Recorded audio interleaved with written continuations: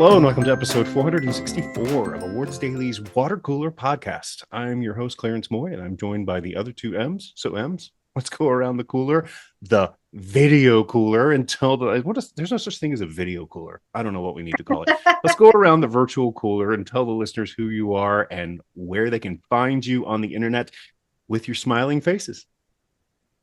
Megan, we'll start with you. Hello, I'm Megan McLaughlin. You can find me on Twitter at HeyDudeMeg. Joseph. Hi, I'm Joey Moser. You can find me on Twitter at JoeyMoser83. I'm very disappointed that you didn't do hello like Megan did. Hello. Hello. Hello, I'm Clarence Moy. You can find me on Twitter at Clarence Moy. So this is the second time we're recording this because the first time was really funny because it had a really funny Silence of the Lambs joke, but now you won't get to hear it. But we'll work it back in. We'll work it back in. When you start rubbing your face again, it rubs the lotion. Anyway, so we are trying something new. So we've had a lot of great success with our video podcasts or our video interviews that we've done over the past Emmy cycle. And we thought, what if we did a video podcast? Because there are a lot of people that have those, in case you haven't noticed, on YouTube. And so we hoping to open things up to new listeners, new viewers. And of course, we are keeping the audio on our regular podcast feed for those of you who listen to us in the car. Hello, Rick. And but otherwise, we're looking at each other and we're chatting away. Sounds fun, right? Yeah. It's fun. It's fun. All right. Hopefully you guys are doing well. Megan, you want to tell our listeners what you're getting ready to do? So I am leaving for France tomorrow to go to SCAD's to go to SCAD's Lacoste Film Festival. So which I've done. I've covered the film festival in Savannah. I've covered the TV festival, but now this is a whole new thing. So I'm really excited about it, and it should be fun. I think Joey has a question. Oh yes, go ahead. Thank you. To the man with the white pasty face. That could be either of us. I don't I'm a lot whiter and pastier than you. Do you think they're gonna have a lot of Lacoste shirts? That's a legitimate and jerky. Said that. I have no idea. Then never mind. I take it back. I have no idea. You're just like everybody else, Joey. Been waiting my whole life. So that's great. So you'll have to tell us all about it when you get back. And of course, you'll be posting about it on Awards Daily, I assume. Yes, absolutely. No, I'm just going. No, you've never been to Europe before. No. You have your passport, right? Yes. Okay, great. Oh, well, good thing to have the day before you fly. Yes. What's the one thing you're most looking forward to? Oh, that's a good Other question. Than just being in France, which is an amazing place. I don't know. I really don't know what to expect. So that's probably what I'm looking forward to, is I have no idea what I'm getting myself into. Awesome. Yeah. Well, have a great time. Of course, we will be anxiously awaiting for the report out. We'll be watching and expect all kinds of middle of the night messages. France is like 6 hours ahead of us. I think I'll be like 6 or 7 hours ahead. Yeah. Okay. So if the world is going to end, you'll let us know, right? Yeah, I'll give let us you a know. 6 or 7 hour head start. Yeah. Yes. I'll be like, Joey, start running now. Like, what? I'm not awake. What? I actually mean this. It's gonna sound like a joke, but if you don't try at least 37 different kinds of cheese while you're there, what are you doing? I didn't even think about that. That's the reason bread and cheese. You gotta tell me when you go off cheese. Never.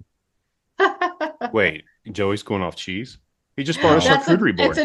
It's a joke from Will and Grace where I think Will gets off cheese and Grace is like, you gotta tell me when you go off cheese. At least 12% of Megan and I's general conversation is made up of Will and Grace. Yeah, that's true. I mean, it makes sense. It really does make sense. Yeah. All right. On this video podcast, what we're going to do is present our favorite television shows of 2024 thus far. We always do this halfway through the year. It has nothing to do with the Emmy cycle, so kind of put that aside. This is just calendar year What? 2024. What have we seen this year so far that would make our top 10 list? And we're going to rank those, and we'll go around the list here, and or we'll go around the virtual experience here, and we'll go rank them, list them off. I have no idea. I know a couple things to expect off of yours. Who are you I looking at? Who are you looking at? Megan, sorry, I'm Okay. pointing to you. You're in my upper left. You're down. You're down in hell, Joey. I'm Fire and um, brimstone. gonna Yep. take a picture of that. Get a picture. so, um, did you do this? I missed it. Do that. Talking Puts the about me lotion in the going to basket. Can I Does take a this picture? whenever it's told. Put the fucking lotion in the basket. look in the bed. I want to see my mom. Ah! Get my dog. As soon as my dog comes in here, I'm doing it all over again. Can I just tell you that? Oh gosh, you're actually taking a picture. You're just not doing a screenshot. You're actually taking. No, a I guess picture I of your could do a phone. screenshot. That would probably be better. Will snipping Um, tool let me do that? Can I just tell you that probably the film I am most looking forward to for the rest of the year is Long Legs. I've heard Oh my so God, many things. I want to see it so bad. I know every time I read a view of it, it's like the beginning was terrifying, and then it got really scary after that, and then I threw up, and then I defecated myself. Like I haven't left the theater yet because I'm waiting for someone to bring me a different pair of pants. It's just like It's basically what I've crazy. heard. I'm very excited about it. That's what talking about Songs of the Lambs made me think of that. Anyway, all right, let's jump back into television, and we'll start with number 5, unless you either of you have an honorable mention. I kind of have an honorable mention, but I will say one thing. It was sort of slim pickings for me this year. I don't know if you both had the same experience, but I yeah, go ahead. Yeah, I felt that way. Not slim pickings, but just that I watched a lot, but there were not as many, but it's only half the year, but Yeah. there are not as many that were my favorites that I thought there would be. Yeah, I'm thinking looking at my list, there's probably 2 titles that are like if they're still on my top 10 by the end of the year, it's not been a good year in television. So, but I mean, anyway, we'll get into it later. Joey, why don't you do you have any honorable mentions?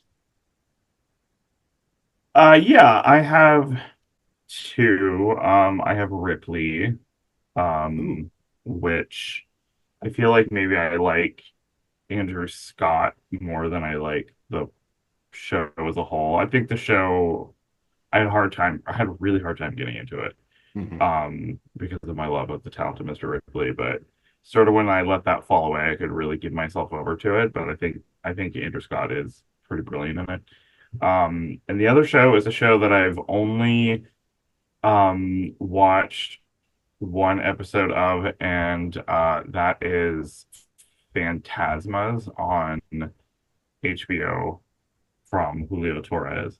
Mhm. And it's so fun and weird and playful, and I sort of don't think I can really keep talking about it because I sort of feel like if I keep talking, I'm going to misrepresent it in some way. But I think he is an incredible talent. He had Problemistas earlier this year. I think that's one of my favorite movies of the year so far, and it's just equally weird and fun. So those are probably the only two I have.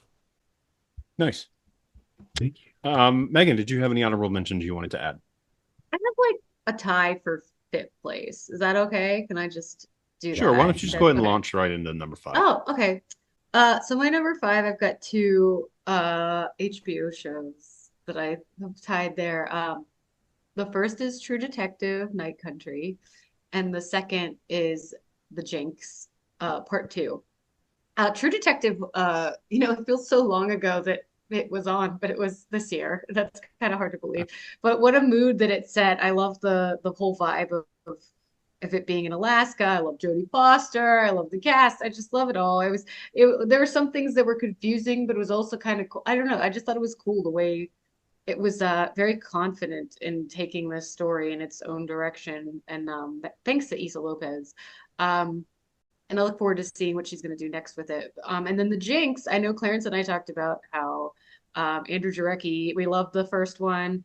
He was the director of it, and we're like, how are they going to do, like, what else is there to talk about with part two? And then there's so much to talk about, and so many iconic moments, like when in the trial when Robert Durst says that he's not lying, but if he were to have murdered his wife and or his best friend, he would lie about it. Like that was a key like moment. That's hysterical, horrible, devastating all at the same time. So I those are my two that I think are on my list right now. And yeah, that's my number five. Excellent. Joey, number five. My number five is basically a show that I never want to go away, and that is Girls Five Eva. Um, what a stupid comedy this is. And I mean that in the high with the highest respect, highest esteem. I sometimes think of the divorce dad birthday gift vending machine, and I just start laughing. It's so fucking dumb. I was going through a hotel the other day and I went, open doors, open doors. And I just think that whole cast is really brilliant individually, but you put them together and they really can like tap into each other's superpowers. Especially, I think Paula Pell and like, why has Renee Elise Goldsberry not just been nominated for everything under the sun? It's like one of those things where she goes to such an extreme that I'm just so, it boggles my mind that she has not been nominated for two Emmys already, and I think she's brilliant, and I'm terrified that if it doesn't do anything on Emmy nomination morning in like a month, then Netflix is gonna be like, all right, bye. I'm terrified it's gonna happen. So yeah, I think season three might be my favorite season, even though it's shorter, criminal to me. But yeah, Girls Five Eva. All right. My number five is Apple TV Plus's Palm Royale, which has a incredible cast that are all very, very good. And it's a lot of fun. It's not a great show because it's a little rocky. The tone is a little inconsistent, but when I saw the screeners, I burned through this within like 2 days. I mean, it just really captured my attention. I love the style of it. I love the costumes. I love the production design. Moments of real drama. There's moments of absurdity, and maybe those things don't work quite as well together. But I think it's all anchored by a really strong, and I know you may not necessarily agree, Megan, but I think it's anchored by a really strong Kristen Wiig performance. I think she's a great actress. I just don't like her on SNL, but I think she's so good as especially dramatically. So Yeah. So I think it taps into some of that. I mean, it's got her it has her more it has her comedy side as well. But even back in Bridesmaids, she had very dramatic, serious moments that I thought she was very good in Bridesmaids. yeah, she's really good. And so this kind of taps into that duality of her performance identity. So yeah, number five, Palm Royale. If you haven't seen it, check it out. Megan, number four. So I have another HBO show, number four. I've not brought to you by HBO, but Curb Your Enthusiasm ended its reign of terror, I guess you could say, this year. And I think it went out on top. I thought it was so genius the way it kind of unfolded and little dropping little hints about Seinfeld throughout the season of like, linking things back together. And I love that it also, the way it ended also kind of made people appreciate the original ending, and it kind of put a little bow on it that now people can't bitch about the Seinfeld ending anymore, which I always thought was fine because I thought it took a risk. I think so many shows don't take risks, like Friends. I love Friends, but the ending was not very good. And Will and Grace took a risk with their original ending, which I loved, and then they backtracked on it, and I wish they would have just kept that ending. But I really think Curb Your Enthusiasm, stuck the landing, and I miss Larry already. I rewatched the entire series. this year. When I was not watching other things, it was like my comfort food, and it just made me appreciate it all the more. So Curb Your Enthusiasm is my number 4. I really need to go and rewatch watch for the first time that show. I think it would I've blow never your watched mind. Yeah, I remember watching it in the very beginning and just and liking what I saw. It just maybe that's what I'll do this summer because I think I'll probably do that this summer. Yeah, I love this for you. Because I can't watch so much Survivor. I do have to take breaks between seasons. We should each, Yeah, we yeah. we should each pick something to make the other two watch. So Megan's pick can be she can make me and Clarence watch Curb Your Enthusiasm. I'm already You're giving like, us I'm gonna make you watch Palm Royale. no, I'm gonna make you watch something longer than Palm Royale. So, there are 12 seasons of Curb I Your know what you'd Enthusiasm. make me watch. It's Desperate Housewives. That's what you'd make me Oh. watch. Wait, you've never seen Desperate Housewives? No. No, no. I've been watching Arrested Development too, and I just got to season 3, and or got past season 3, and I'm on season 4, and I was just like, oh, I'm very sad. Oh yeah, I won't They rewatch 4 and they I've never seen switched up 5. they switched up the way it was filmed, so now it's even more Yes. confusing. Yeah, it's Yes. so confusing the way they've done it. Like the re-editing makes it like what year is this? I kind I of didn't missed think the original edit on season 4 was that bad. I thought it was good. I liked Yeah. it. It was you understood what was going on and how they were, but now I'm like, I have no idea what's going on. Joey, Joey, what anniversary? So Desperate Housewives just hit 20 years, right? This past year? 90, it was in 2003. No, it was 2004. This Oh, year so will it's be 2000. So it's 20 years this year.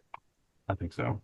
I'm feeling a Desperate Housewives season 1 podcast. Megan, okay, this is what I think Look you at should Megan. I love the eyes. do. Megan, the first season of Desperate Housewives is Great incredible. television. Great television. Yeah. Like I mean this not because I'm a giant faggot and I love that show. And We had our first F-bomb of the video podcast. I just want to. not fuck.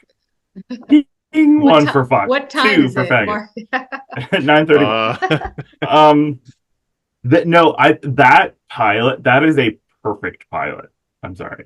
I know we don't like saying things are perfect, but it's perfect. I It's like so how good. I can now freeze now and then just be like, oh, like you guys don't think, oh, she's listening. Like, no, I'm or she's not listening. Oh, pretending I'm freezing up when I'm really just like, oh, I don't want to do this.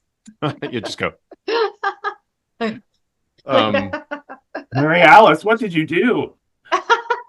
that first season is amazing. The second season with Alfre Woodard with the kid locked in the basement. But season 1 is fantastic. Season 1, I've told you guys my story about my son when he had pneumonia. Yes. Yeah. So yeah. Proud parenting moment. So Joey, you did number 4. Have you done number 4? I have not. Okay, number 4 for you. I will Go say number just 4, to Joey. I actually for some reason had forgotten that Palm Royale came out this year, so it's not on my list, but I will say that Alice and Janney screaming cock that's all the Emmy campaign that they need, in my opinion, but they're not gonna listen to me, Apple. My number 4 is Prime Videos. Weird to say that. Expats. Which I came to very late. I think it does a really amazing job of balancing this really intimate story between these 3 women. If people who don't know, it's basically about Nicole Kidman is an expat living in Asia, and she hires a young woman to sort of like audition to be a new babysitter. And one day they're at a market, and the girl loses her child. And it's 6 episodes. I think it's really beautifully shot. It's one of the episodes they showed at TIFF. They go completely away from the main storyline to talk about like the scope and the political strife and the the country, and it's really great. I feel like I think like a lot of other things on this list. Um, I have talked a lot about it, so I will shut up. But expats on Prime Video. This is what I'm doing all the time I'm when s- I'm surprised Pomerale's not on your list. I Yeah, just I feel forgot. like your list is invalid now. Yeah, I feel like that. Yeah, you gotta Okay, put it. I'll take something off. Okay, Hot or off the just presses. make two at the top or something. Like you don't have Okay, to take fine. it. No, he's Okay, we'll fine. just pretend that's not him, and I'll just put it in. All right, we'll slip it in. That's what she said. Yeah, I was gonna say somebody's gonna say that. My number four is the 46th season of Survivor, which is random, I know, but I loved this season, and I fully, as I've said many times on this podcast, I am fully aware of the fact that I have not watched Survivor in 15 years. So it may be just that this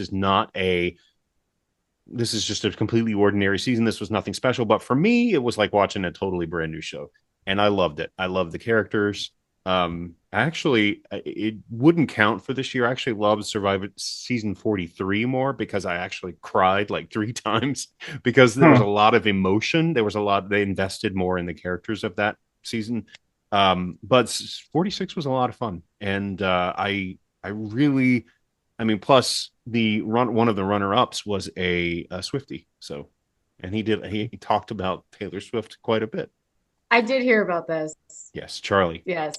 Um, it was very dramatic, and every week I felt like I was telling someone, like telling Jalal, for example, because he also watches it. The tribal council was the most crazy thing I've ever seen. It's like every week it was like, what? But apparently that's just how it's been for the past couple of years. So, Survivor 46. Yay. All right. Makes me want to watch it again. I love it. I loved it. Um, Megan, let's go to number three for you. So my number three is Abbott Elementary, in its third season. And the show is just such a delight. And it takes risks this year with, having Janine take on a different job and um kind of changing up the dynamic and it smartly does that because things can feel stagnant in their in third seasons and but it doesn't feel that way and it was fun and also growing this character and then while also growing the other characters as well and then the finale was fantastic. I don't know if you've seen it, but um it was just really good and I can't wait to see next season. But I just love the show. It just always makes me smile and makes me laugh. Joey, Jojo, Junior Shabadoo. Well, That's the worst name I ever had. well, as it turns out, I have a tie for third place. Oh, Really? Both both shows feature amazing women. Also shocked. And also I know, right? This chauvinistic backwards hat faggot over here. Um, that's bing! two. You only get three in a video. I'm There's kidding. no three strikes. You're not gonna pull that shit. It's Um, Pride Month. it's Pride Month for another 6 days. Um, one of them is Pomerelle. Oh, Love how over the top is, how colorful, how I mean, you have Ricky Martin thumbing through a copy of Giovanni's Room in a gay bookstore. Well, not a gay bookstore, but a gay section of a bookstore. Costumes, check. Production design, check. Emotional through line with a whale, check. Allison Janney screaming cock, check, check, check. Camp. Um, Camp, Carol Burnett not talking for 59% of her screen time, more than that, and still being really funny. Um, I just love everything about it. The other show that is sharing the slot is I guess Max's Hacks. Max's Hacks. Man, I want this to win comedy series so bad. Like so bad. Um And I think the people that are like, oh, it should just be more of a drama, I think you should go fuck I read that yourselves. article. That I was a weird article. It's a um very strange take. Yeah, I and didn't quite I understand it. I sort of get annoyed when people are like, is it funny? I was like, yes, it's funny, shut up.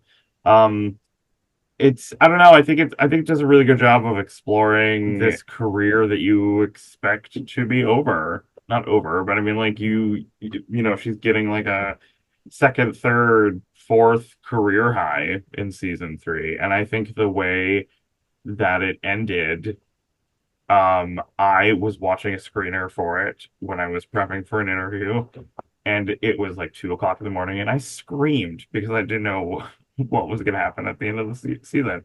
And I think it's great. So, yeah, Hacks and Palm Royale. I just couldn't choose. Peer pressure. My number 3 is Amazon Prime's. Also weird to say. Or Prime, is it Prime Video? Did you say Prime Video or Amazon Prime? I think it's Prime Video. I got Prime emailed Video. by a publicist. They were like, Prime "You need to change all of the photo credits to say Prime Video. We're going with Prime Video." I was like, "Okay. Prime Video was a video place in Elwood, Prime wasn't Time it? Video." Yes. Okay. I'm not kidding. This is the second time that I've said Prime Time Video today. Wow. Amazing. Well, it does say Prime Video. I'm looking at the app. It does say Prime Video on the app. So I apologize. Prime Videos. Mr. and Mrs. Smith, a show that Ooh. I was incredibly dubious coming into because the allure of the 2000s film, I can't remember what year it came out, 2005, something like that. 2005. Yeah. The allure of that film was seeing Angelina Jolie and Brad Pitt. I mean, the plot is kind of all over the place. There are great action sequences. It's really energetically directed. I do love 2 set pieces. Number 1, where they tear up their house. Number 2, where they tear up the Walmart or whatever it was called. Yeah. It's not Walmart, but it's and then there's the scene where they in the original film where they discover that the minivan has all these fantastic features that are really convenient for shooting. Like the back window goes up and he's like, "Oh my god, this is amazing!" He's like shooting out the back. Anyway, so given my love of that show or that film, I was very dubious about the show. The show is a completely different beast, but it is so great. It is a vastly intelligent, very entertaining take on this material where yes they explore marriage, yes they explore and it makes a really smart change in that it's 2 people who know that they're coming into, the film was 2 people who were married that didn't know each other were spies, which is kind of improbable if you think about it. Now they know that they're spies, they're coming in and they're being connected in this artificial marriage. And it's just the material it explores. The every episode is like a chapter of a book where you've got different people coming in. Love the show, highly recommend it. So again, my number 3, Mr. and Mrs. Smith, which stars Donald Glover and Maya Erskine. I need to watch that. Megan, take number 2. My number 2 has already been mentioned, but it's Girls Five Eva. I'm worried that I am worried about the show that it's going to get the glow treatment. I was just thinking today that very soon some group of young people are going to discover the show Glow and binge it on Netflix and discover You heard of this show? that it has this huge cliffhanger that never gets resolved. Like, really? Like, I still think about that cliffhanger all the time, but I digress. Girls Five Eva also has a cliffhanger, a Danish-based cliffhanger, where she bites into a Danish. And I just think it's so fun and has so much to say about women and the entertainment industry and what we all ignored 20 years ago that's now like makes us cringe. And I think the cast is so funny and they've all kind of really gelled together. Yeah, I just really had fun with that show. It goes so fast. I think I've watched the season 3 times already. So, Wow. yeah, that's Girls Five Eva. Of course, it's 6 episodes, so that's not a huge Yeah. time commitment to watch it 3 times. No, but still though, like with all the other things I had to watch. Right. Joey, how about you take a number 2? So these 2 shows, I would say the 2 and 1 on my list. I've talked about them both a lot. I'm sorry. Sorry. And Oh, I know I what would number one is. and I switch back and forth between what they are. Like the place moments. I'll just pick one. Um CBS's Ghosts. Hmm. I'm sorry. I'm banging the drum for that show. I'm desperate for it to get nominated. I when I was prepping for interviews, I watched all of season 3 in a day because it's so easy to watch. Such strong, distinct character work, and I think that someone said something in an interview that I did. It was Asher Grodman, who plays like the 80s 90s hedge fund guy who does not wear pants the entire show because he died without pants. And he's obsessed with Tara Reid.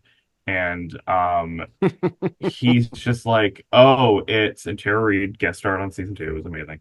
Um, he says it's basically just a house full of Muppets, and they're all just screaming, and they're all from different time periods, and it shouldn't work, but it really does because the choices are so bold and so strong, and I think it's really fucking funny. There's a whole episode, it's the best episode of the whole show. It's called Holes Are Bad. It was when a ghost falls into a well, and there are ghost rules that are like, well, you can go that are like not explained. Like, we don't know why we can go through walls, but we can sit on the furniture and we don't go through the floor. We just don't know. But they can't get her out of the well. One of the ghosts fell through the well, and they are trying to get her out before um they fill the well in with cement. The people that can't see them are going to fill it with cement, and it leads to an incredibly emotional, surprisingly gratifying episode.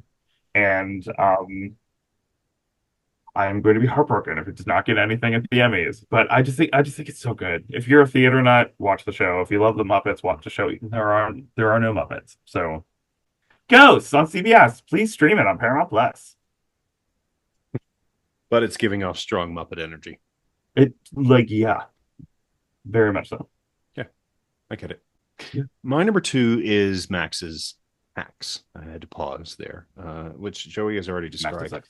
One of the things that as I was watching this show and I got to the ending and I was really enjoying what I was seeing. I think they're doing some really funny stuff. I think Jean Smart is even better in this season than she was when she won her Emmy for season 1.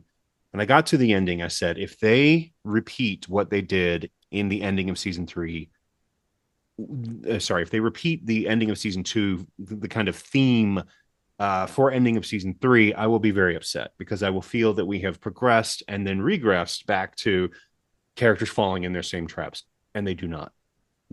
The characters learn, characters change, characters take ownership. Oh boy, do they! In really fascinating ways, and it was like a shot of adrenaline. It was a rush to watch that ending. Brilliant writing, brilliant direction, just a fantastic show all the way around. Great performances: Jean Smart, Hannah Einbinder, Paul W. Downs, even my personal favorite, J. Smith Cameron, doing fantastic work. Hacks, my number 2. Makes me want to watch it. Do you know what happens Good. at the end of season 3? No. Oh, Well, it so wouldn't good. matter. Can you tell It wouldn't me? she wouldn't. No. She doesn't know what happened at the end of season 2, so it wouldn't. Just watch the show. Oh. If I go back and watch, if I can watch 12 seasons of Curb Your Enthusiasm, you can watch 3 fucking seasons of Hacks. That's the first season. And 1 season of Desperate Housewives. Oh my God. Okay. But that's like 22 episodes. That's a lot. 22, like 58. Wait a minute. Curb Your minutes. Enthusiasm has a lot of episodes too, right? Per They season. probably have 120 episodes. Oh, it's 10. Okay, that's not bad. Yeah. Megan. My number 1, it's Shogun. I love Shogun so much. It's on the edge of my seat. I really loved watching it week to week, and then when I had to prepare for some interviews, I had to binge it. And I mean, I loved binging it, but I was also like, I loved savoring the show because I just loved the characters. Um, I felt stupid watching it sometimes because there's a lot that I don't know, and I felt like I needed to keep up. It's a show that really keeps you on your toes, and at first I was shocked that they were doing a season 2, but then I'm like, no, I could see that they could do more with this. And um, yeah, I think Shogun's just incredible. And wow, when you think about how far TV has come in like 20 years, it's just amazing to think about that this is a TV show, like not like a movie, really. And FX is one of the best networks. So yeah, Shogun's my number one. Brilliant. Joey, why are you muted? Oh, you had to sneeze? I was about to sneeze and then it never happened. So Live television, everyone. Talking to somebody. I thought you were talking to somebody. Or, yeah, and I was making this face. Or talking shit about my pick. You looked like you were like, Be like, yeah, yeah, that's what it looked like. I'm like, why is he censoring what he's saying? He must be really angry. never. I call you a bitch to your face. What do you mean? That's true. I should have known that. All right, Joey. Uh, Number one. my number one is Under the Bridge. Oh, wow. Wait. That's another one I need to Oh, watch. that's It's not- right. That's because Fellow Travelers came out last year. Mhm. Boo. Sorry. I thought it was Solo Travelers too. I couldn't remember. Yeah. Oh no, that came out in like October or September. No, Under the Bridge is I don't know. I feel like, I mean, it's obviously based on true events, but I feel like it goes beyond. I don't know. I almost said it feels like these characters are real. It's like, of course they're real, based on a true thing. But it's sort of just like the girl I can't remember the girl's real last name. Her name is Chloe Guidry, I think. Um, she plays this girl named Josephine Bell, and she's this real hard ass, but she reminds me so much of one of my cousins, even though their attitude is completely different. There's something about the look of it really freaked me out when I started watching the show. I don't know. The pretentious thing that I thought of when I watched the show, that it's set in 1997. It's about a girl who is growing up and she's pushing away from her traditional parents who want the best for her and they love her. But she's hanging out with these girls who are, I won't say bad, but I mean they're girls who don't really come from good homes. They're most of them are in a group home. And it sort of made me wonder, if this is a story of innocence lost. Is it about innocence lost, or is it about rejecting the innocence that you were sort of like born with, and like pushing it away? And the thing that I love about the show is that they cast age appropriate actors. And after I watched the whole thing, the girl who is the perpetrator, one of the perpetrators of it, she was like 15 or 14 when she did it. And I have our old yearbooks in that room over there, and I looked at like pictures of like me and Megan when we were 14 or 15 years old, and I was like, the age that we are in those yearbooks are the age of when they killed someone, viciously killed somebody. And it's, I don't know, I sort of can't shake the show. I love it so much. I I think need to see that one too. I don't know. I just think it's there's a lot in there that it's just like it doesn't give you easy answers. It introduces a lot. It doesn't unpack everything. Some of the relationships are incredibly fraught. But yeah, I love the show so much. Excellent. Thank you. All right. Wrapping this up, my number one is Netflix's Baby Reindeer. Ah, Deeply fascinating, deeply disturbing, engaging. And I mean this in the best possible way, completely not facile exploration of very difficult material. What I love about this, I've said this on the podcast before, what I love about this is that it offers up this misery like experience. I mean, misery like the Stephen King novel like experience where you have an obsessive stalking someone, right? But it doesn't end it there, because it also brings in the perspective of Richard Gadd, who is the writer, and this really happened to him. A variation of the story really happened to him. he investigates himself. He investigates why he allowed this to happen, and I think that's what makes it brilliant. It could just be, here's this crazy woman, look at that, look what happened. No, it actually explores the pain and the trauma and the um of these two broken people. And it just, I find it so beautiful, even though there's very difficult, very challenging, very disturbing Mm. material in there. um People do bad things all the time, and they're not bad people. You have to ask why. And I think this show asks why. And I think that's what makes it great. So, my favorite television show so far of 2024, Baby Reindeer. That's a really good, astute Mhm. synopsis. Yeah. Thank you. Hmm. I You're appreciate that. welcome. All right. So, now we have the rest of the year, and then we'll do our best of 2024 at the end of the year. So, we'll see how many of these shows come back. Yeah. All right. Mm. Let's jump to the flash forward to the media we're most anticipating in the upcoming week. And I will go first, if that's okay. Sure. Yeah. I have a lot of TV that I'm watching, so I don't know that I'm going to get a chance to watch any movies. The 4th of July, we're going to go as a family go see Inside Out 2. I'm so excited and very happy that that's been doing so well at the box office. It's so Um, good. it is really, really good. If I watch any movies, it's going to be old films, and number one on my list to revisit is 1984's Romancing the Stone with Kathleen Turner and Michael Douglas, because that is what the Fall Guy wants to be in kind of a way, in kind of that Oh, yeah. playful sort of, romantic comedy, kind of two leads butting up against each other. But that's done incredibly well from what I remember, and I can't wait to go back and revisit it. Because I got a lot Aren't of they doing Romancing the a Stone. remake of Romancing the Stone or Oh something? God, please tell me no. I thought they They were or were. something. Yeah, I Oh, can't remember. Yeah, I can't all remember. right. I'll have to Well, get back to you. Won't just kill Clarence.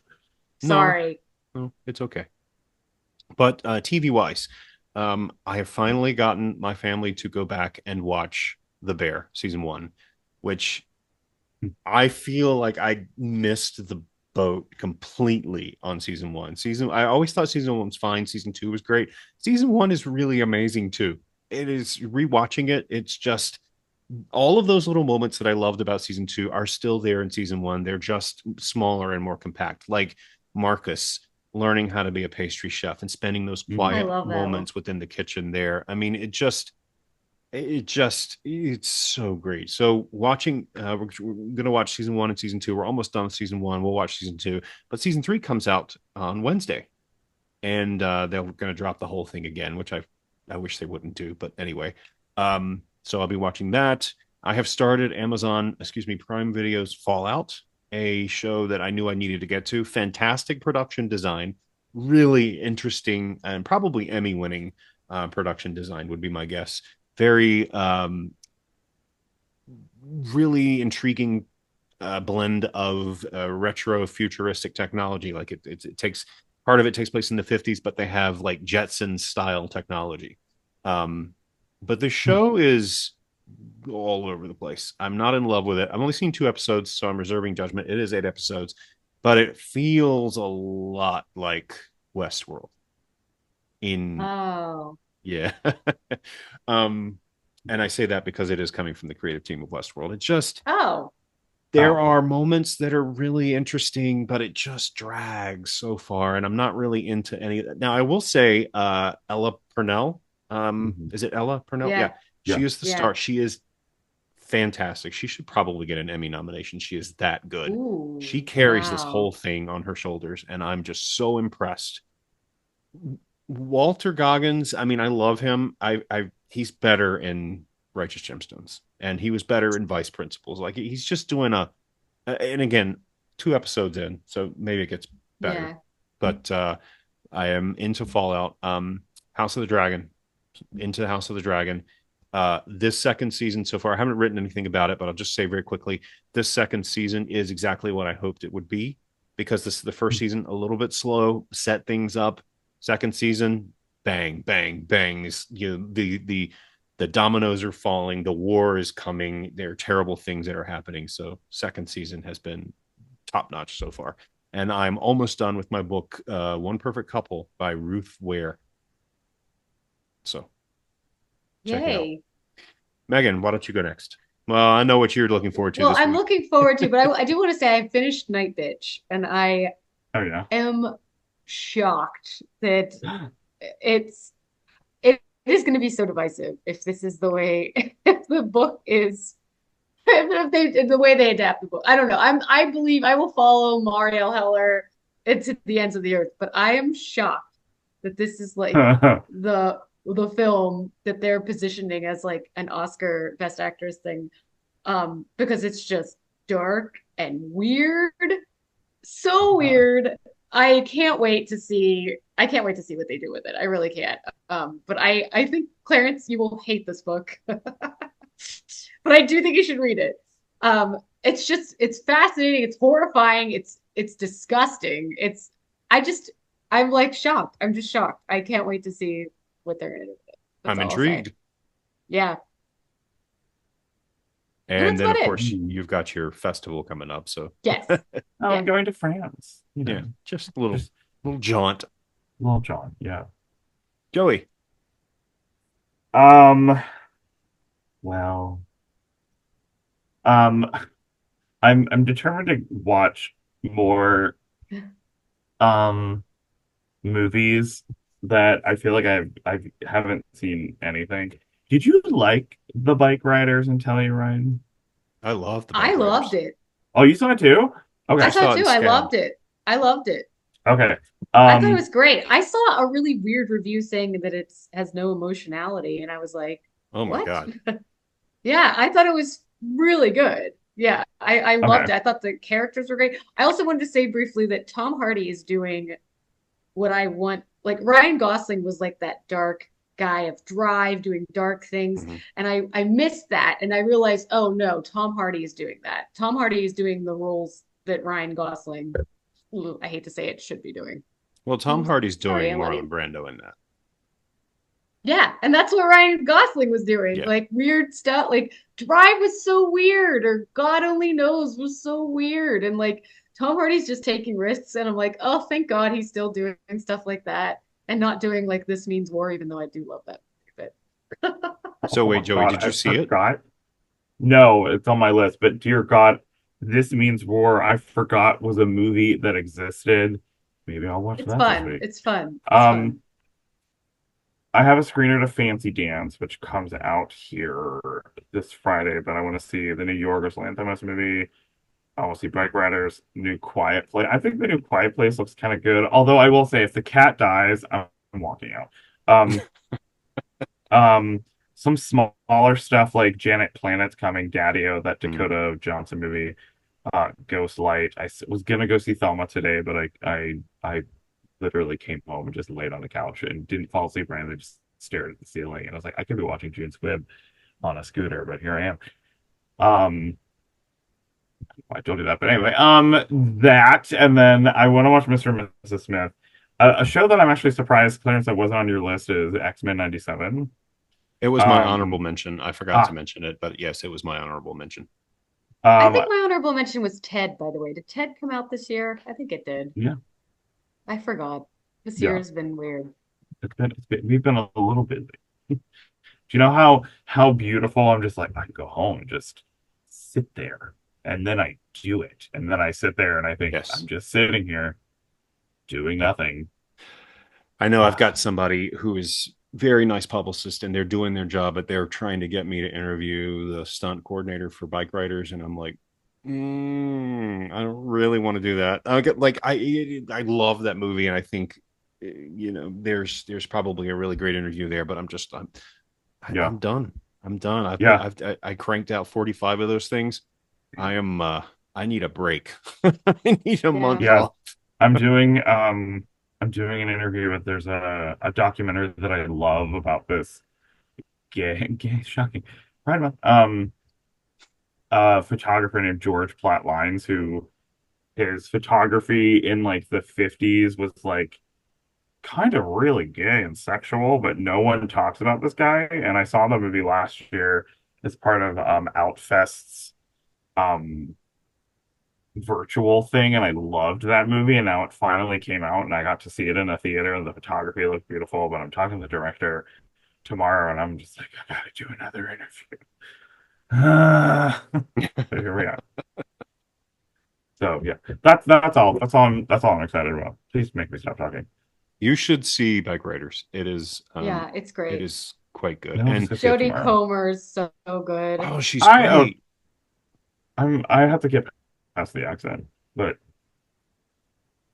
I have it to get didn't past bother her me. accent. Really? Okay. Oh, I think her accent's great. Oh, Yeah. I feel like she just got out of a rehearsal for Beauty School Dropout. Apparently, that's how the woman talked. Okay. Yeah. Well, I would tell the woman to her face, "Oh, you sound like Frenchie." I love Frenchie. Okay, you can't. You know, there are people who I don't love Frenchie. there are people who don't like it, of course, and the primary complaints that I see are it's Goodfellas with bikes, Jodie Comer is over the top, and Austin Butler doesn't do anything. Austin Butler's performance is entirely star charisma. That is literally all he does the whole time, and you know what? He's great at it. Like, it doesn't And have that's to be. kind of what the role is too. Yeah, That's it's what James the character Dean. is. Like, That's what was- the character is. Also- yeah. You cannot convince me that Austin Butler is just like, I'm just not going to do anything in this movie. It's like, no, you guys are just not sitting and looking in. But Austin Butler, the person that you spent 9 months bitching about how he's doing the most, is not doing anything. I've seen that complaint too. And I was like, that guy does not do nothing. Right. No. No, I thought they were all great. I thought they were. did I too. have Kermit Yeah. arms. I'm sorry. Yeah, I loved it. I think it's some of the best work Tom Hardy's done in a very, very long time. hmm And anyway, go see it. It's really good. Yeah. All right. Does that cover it? Yeah. All right. Let's get the Yeah. hell out of here. Thumbs up, everybody. So we are the 3M's contributors, Joey Moser, Megan McLaughlin, and me, Clarence Moy. Thanking you for joining us, asking you to remember to rate us on Apple Podcasts, thanking you for your patience as we work through this video process. We won't do a video one every week, but we will do one again, maybe once a month. And as we kind of, what are you doing? Are you I have signing no for me? idea. Are you No. translating? No, I'm just doing Sorry. a charade. I'll sit on my hands now. No. We will try to do one at least once a month as we iron out the kinks of doing a video podcast. But anyway, thank you for finding us. Thank you for subscribing to us on YouTube. And thank you for rating us on Apple Podcasts or wherever you find us. And have a pleasant tomorrow.